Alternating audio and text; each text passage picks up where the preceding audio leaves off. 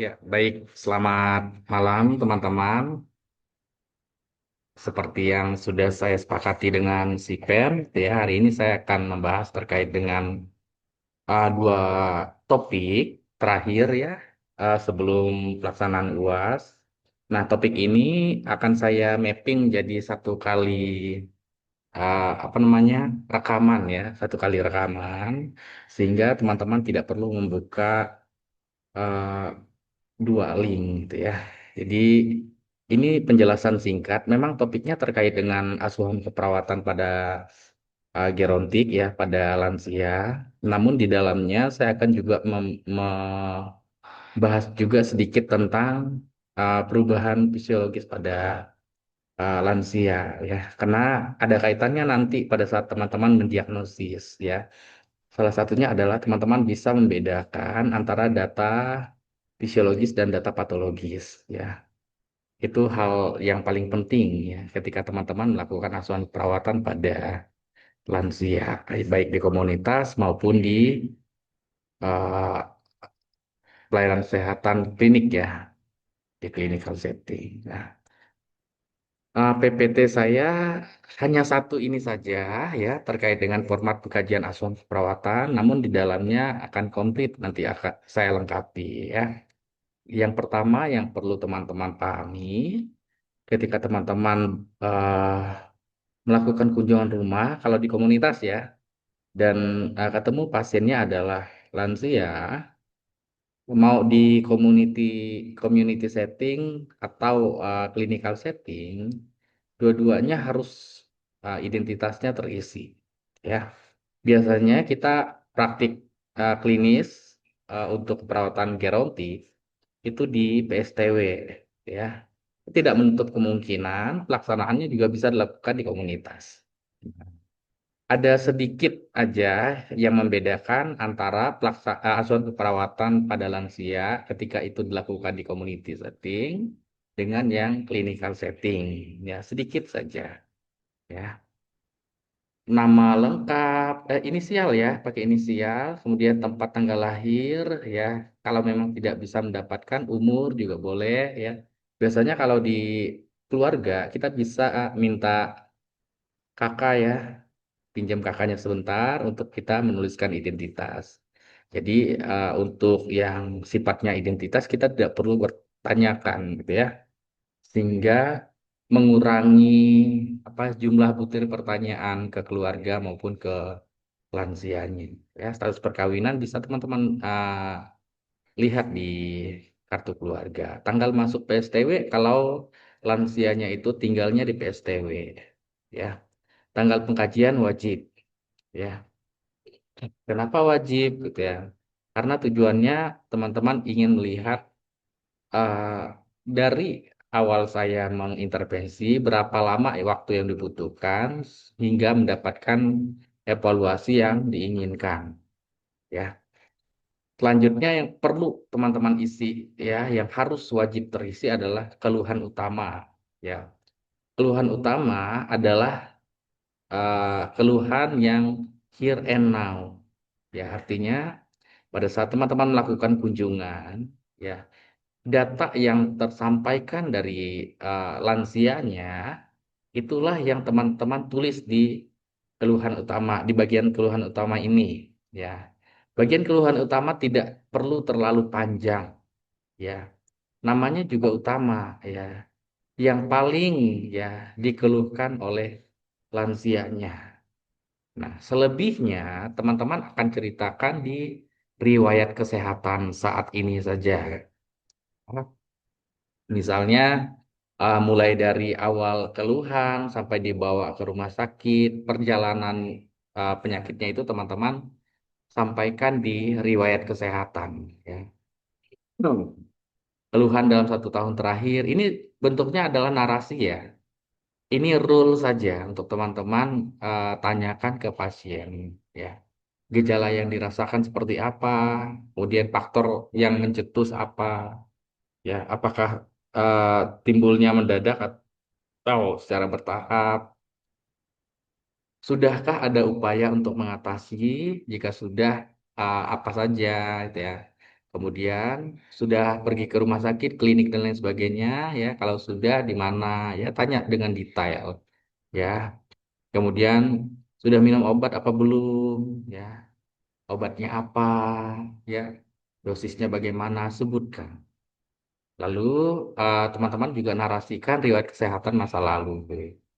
Ada penyakit yang diderita enggak, riwayat penyakit enggak, kemudian riwayat alergi. Jangan fokusnya sama alergi obat aja ya, tapi tanyakan alergi makanan, binatang, debu, dan lain sebagainya. Ya, alergen kan banyak. Ya, riwayat kecelakaan, kemudian riwayat dirawat di rumah sakit juga teman-teman perlu tanyakan. Penggunaan obat juga perlu teman-teman tanyakan. Ya, jangan sampai teman-teman nanti ya memberikan obat yang kontraindikasi atau justru berlawanan yang meniadakan efek obat yang teman-teman yang dikonsumsi yang sudah dikonsumsi gitu ya. Itu tujuannya. Kemudian riwayat pekerjaan dan status sosial ekonomi pekerjaan saat ini sampai dengan kecukupan pendapatan ya. Tempat tinggal teman-teman gambarkan denah ya kalau di komunitas nanti kalau kunjungan rumah lingkungan tempat tinggal ini teman-teman gambarkan denah dan narasi dari denah tersebut di bawahnya. Ya, kenapa perlu dicantumkan denah? Kita pengen tahu gitu ya hal-hal yang menjadi faktor pemicu terjadinya masalah kesehatan pada lansia. Contoh ya, oh mungkin karena uh, lingkungan rumahnya itu terlalu sempit ya. Oh mungkin karena lantainya terlalu licin. Ya kita pengen tahu hal-hal seperti itu. Ya sumber pencemaran, privasi, risiko injuri gitu ya. Sampai dengan sumber air minum dan lain sebagainya. Gitu ya.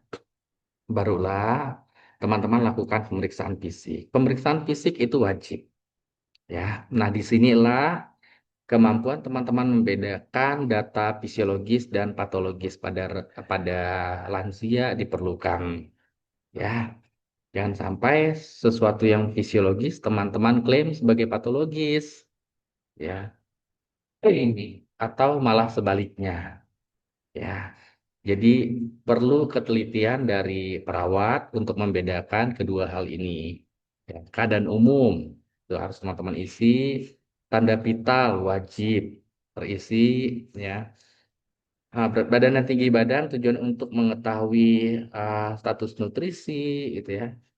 Itu harus terisi juga. Kepala ya, lakukan inspeksi dan palpasi di area ini ya. Payudara juga inspeksi palpasi. Sistem pernapasan ya, teman-teman IPPA ya, inspeksi palpasi perkusi auskultasi sama kardiovaskuler juga. Nah, untuk di gastrointestinal urutannya adalah IAPP. Nah, inspeksi, auskultasi, palpasi dan perkusi. Kenapa? Karena nanti yang teman-teman ukur salah satunya adalah bising usus. Kalau teman-teman palpasi terlebih dahulu, hasilnya akan bias ya, tidak menggambarkan kondisi yang sesungguhnya. Ya, sistem perkemihan sampai dengan sistem endokrin ya.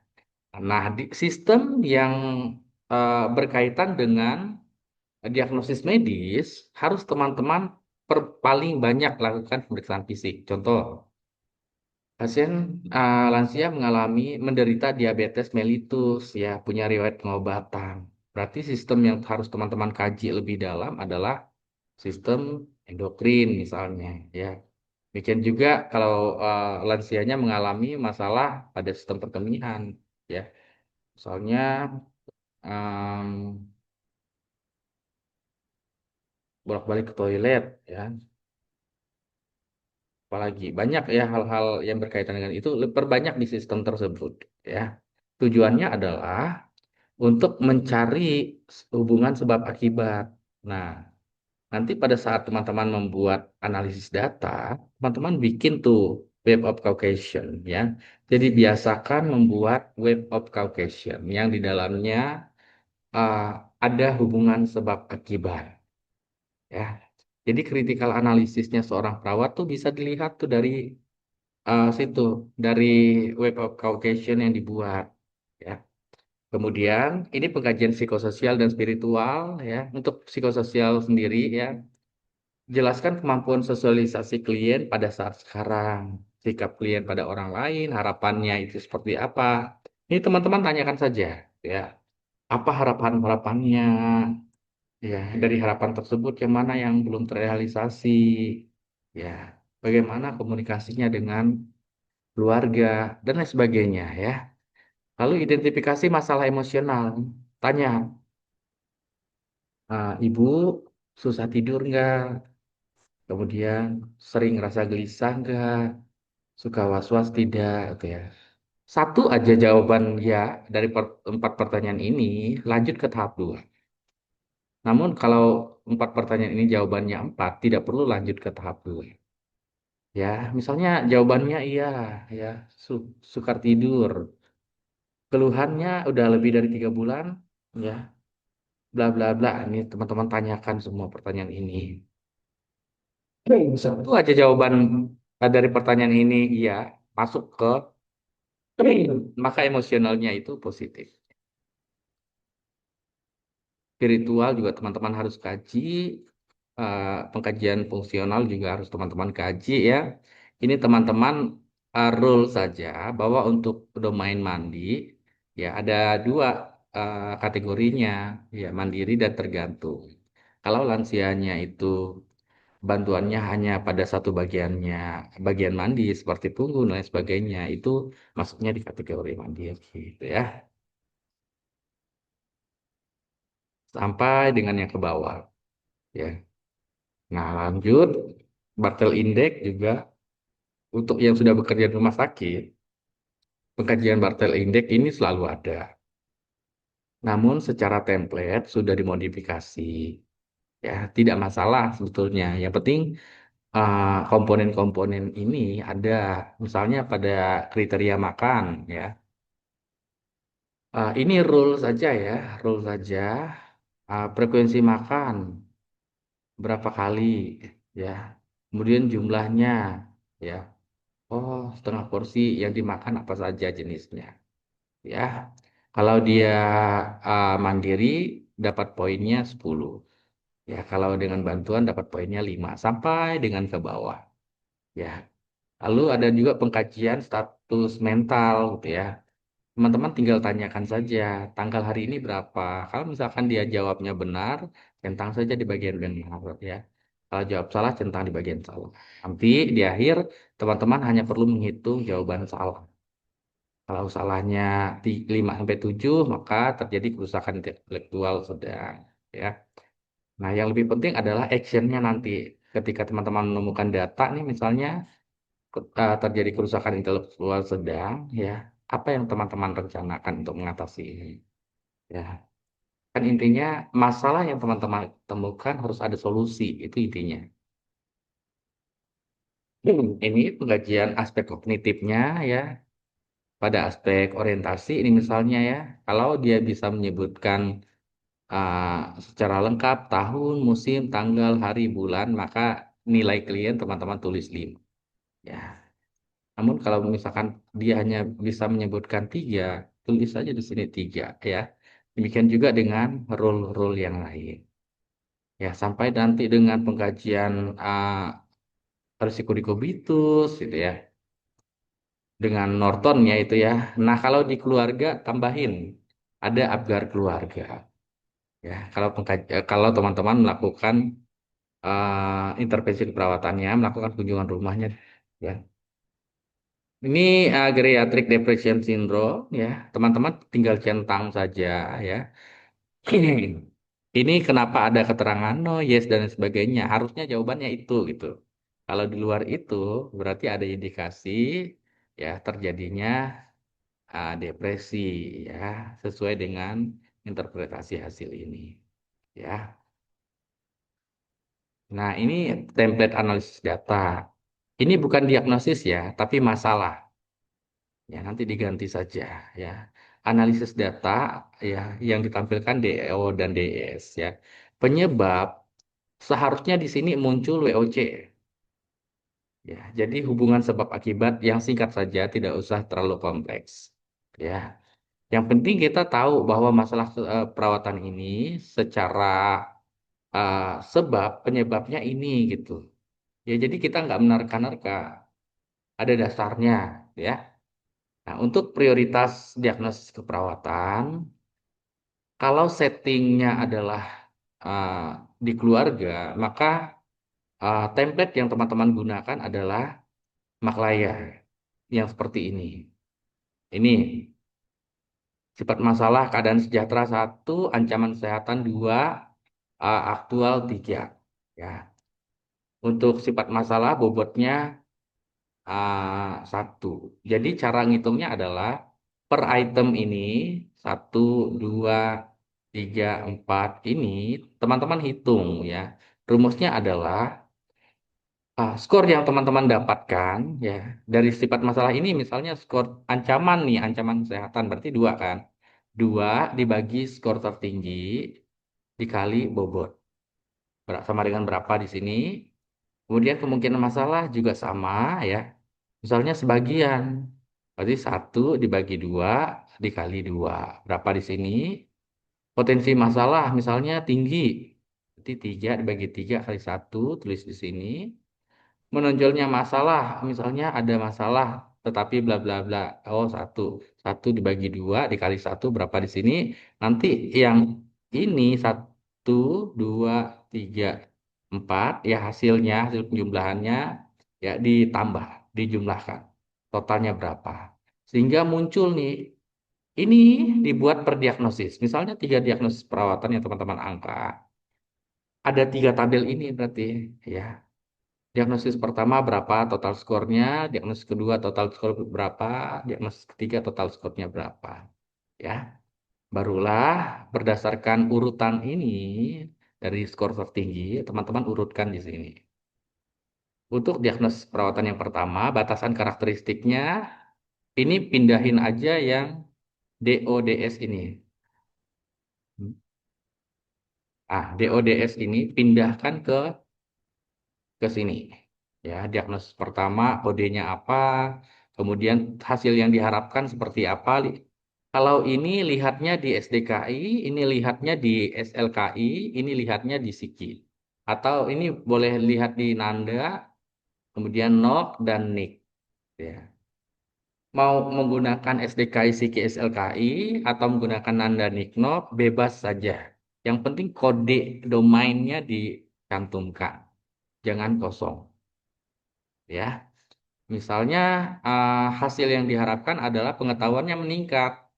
Nah, supaya terjadi peningkatan uh, pengetahuan, maka intervensi keperawatan yang disusun adalah teman-teman memberikan edukasi, contohnya edukasi kesehatan atau promosi kesehatan, gitu ya. Tergantung dengan hasil yang diharapkan. Ya, nah implementasi keperawatan template-nya seperti ini, diagnosis perawatan, tanggal dan jam pelaksanaan implementasi, lalu apa saja yang diimplementasikan pada tanggal dan jam tersebut. SO ini adalah evaluasi formatif, ya teman-teman.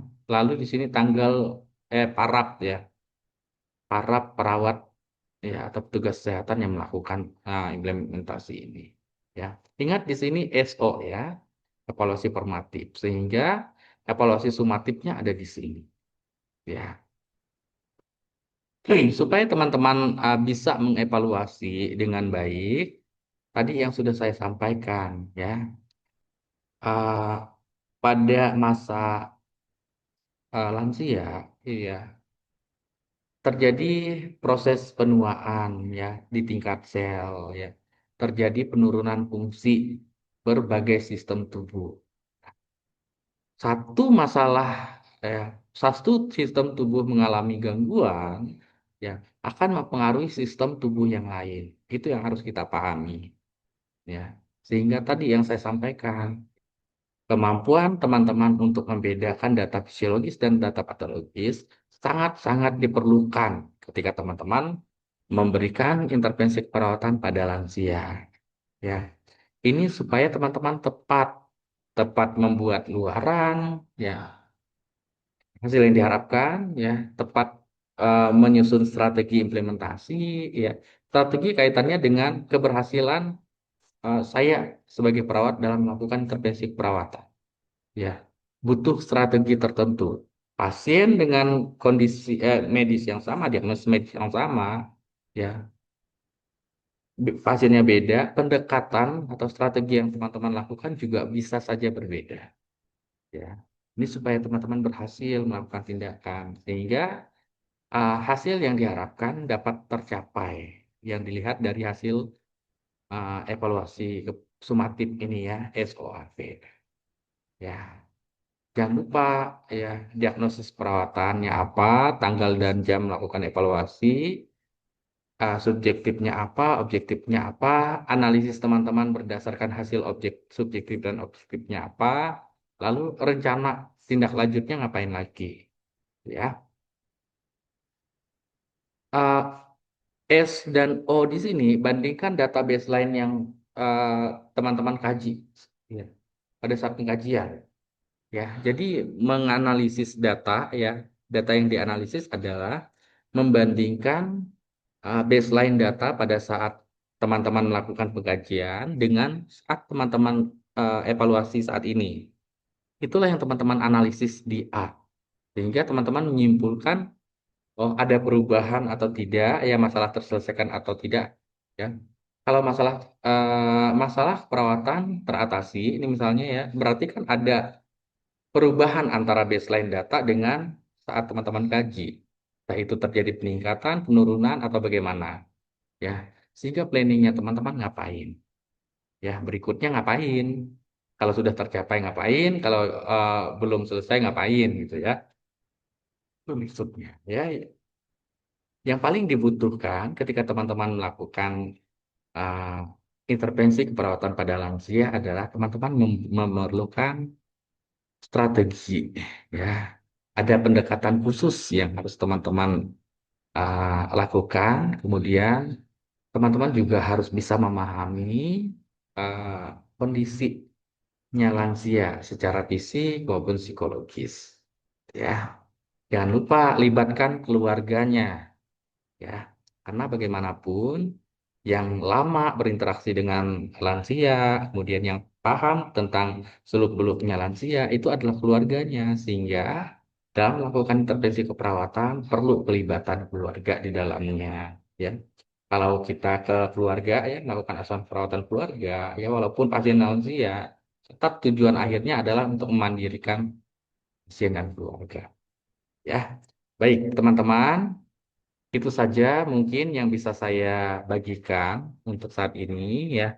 Silakan teman-teman simak materi saya melalui YouTube. Nanti linknya akan saya share melalui Sipen ya.